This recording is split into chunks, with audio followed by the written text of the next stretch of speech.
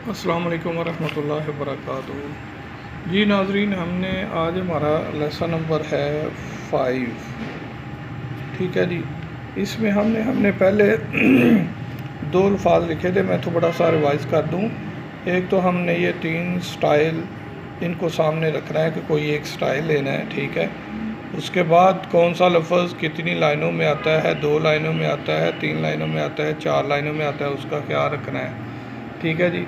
उसके बाद हमने सीखा सबसे पहले आई, ये हमारा आई था, इसको बड़ा कर दिया तो हमारा टी बन गया। फिर हमने सीखा ई, उसके बाद हमने इसको बड़ा कर दिया तो ये एल बन गया। अगर हम आई को लिखने के बाद ऊपर नहीं उठाते पेंसिल को, दूसरा लिख देते हैं तो ये आई टी बन गया। ठीक है जी। ये ई और ये एल, ये था हमारा प्रीवियस लेटर। आज हम एक नई चीज़ सीखेंगे जो इससे, तो वो आप देखें, हमने ई से आई बनाया। अब हम देखेंगे ई से हम आई से ई बनाया।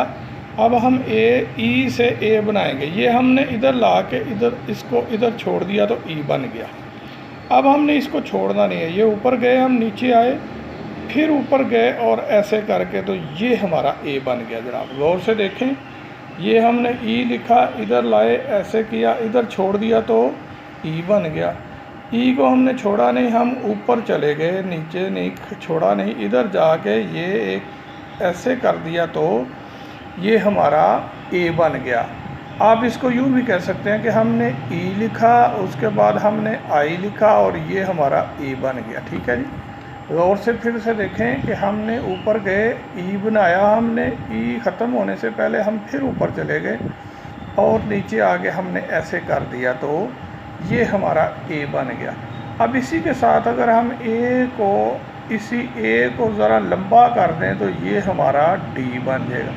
लेकिन जो मैंने आपको बताया है गौर से कि आपने पेंसिल को यहाँ से स्टार्ट करना है, यहाँ पे ख़त्म करना है। ये हमारा ई, ये ई से हमारा ए, ये ए से हमारा डी।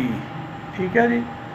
तो ये आप इसको फिर से गौर से देखेंगे कि हमने पहले बनाया आई, आई से हमने बनाया ई से हमने बनाया ए से हमने बनाया डी। ठीक है जी।